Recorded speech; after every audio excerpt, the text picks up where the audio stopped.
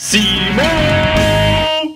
What's going on, guys? It's Cimo, and today I wanted to discuss with you all a little debate between life points versus card advantage, and how life points don't really mean shit in the grand scheme of this game. So let me start off with a little example.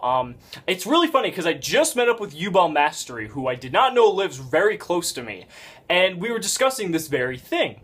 And I was dueling a friend of mine, and this duel could not have been telegraphed more perfectly for this discussion. So, I was at 100 life points, and my opponent was sitting on 8,000. And you know, that was partially my own fault too, because I had used cards like Soul Charge, and I used Time Space Trap Hole. So I was sitting on 100 life points, and YUGIOH Mastery was saying, watch Cimo come back from this game. And you know what? 2 turns later, I came back and I won the game from 100 life points. I knocked my opponent from 8,000 down to 0. And you know why? It's because of card advantage. Because life points are an expendable resource in this game that we have the opportunity to utilize in any way we desire. So, just as a few examples, you know, we will give our opponent 1,000 life points to use an Upstart Goblin, just so we can get 1 card deeper into our deck. We use cards like Solemn Warning to pay 2,000 life points just to negate a single card. Back in the day, we would pay 4,000 for Solemn Judgment to negate 1 card. Then we have cards like Soul Charge, where we'll pay up to 5,000 life points to flood our field with monsters. But we do it because it is either giving us a significant amount of card advantage, or we are preventing our opponent from getting a significant amount of card advantage.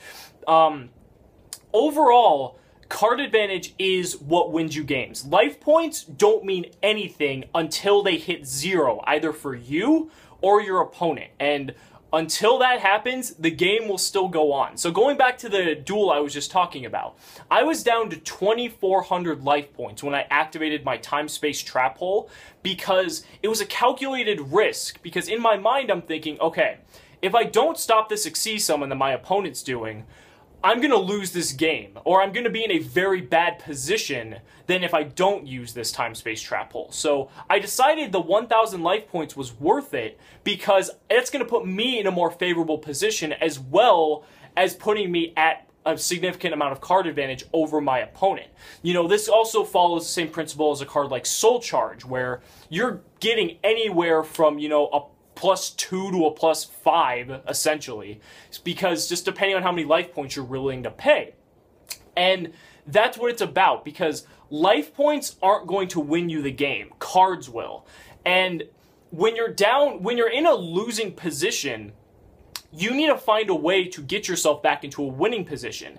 And just sitting on your life points, you know, drawing cards, hoping you top deck something, isn't a very proactive way to play the game. If you're going to just go ahead and use a Time Space Trap Hole, use a Soul Charge, use anything that costs life points, those are the types of things that are going to win you a game. Because you're proactively trying to gain some sort of advantage over your opponent, or preventing your opponent from getting in a more favorable position than they already are. And the same thing goes the other way around. If you're in a winning position and your opponent is in a very less favorable position, if you're using these cards, like back in the day when people would use 4,000 life points for a Solemn Judgment to negate 1 card, that's because they did not want their opponent to have any chance of gaining any advantage over them. And so that's why you'll see players use Soul Charge when they're at 8,000 life points and their opponent is, you know, at 4,000 or just anything less than that.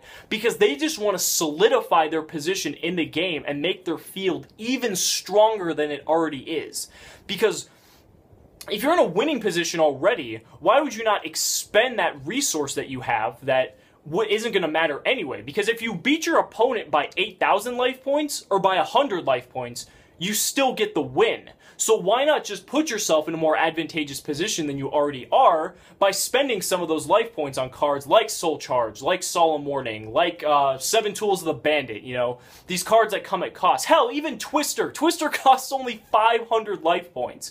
And for the potential for a Twister to stop a card like VANITY'S Emptiness, you know, Light or Shadow Imprisoning Mirror, any of these Floodgate cards, hell, even a Fire Formation TENKI that might prevent your opponent from searching out a really powerful play, why would you not want to spend those life points to just totally stop your opponent from having that opportunity? So That's how I personally feel about life points versus card advantage. Overall, it doesn't matter how many life points you beat your opponent by as long as you win.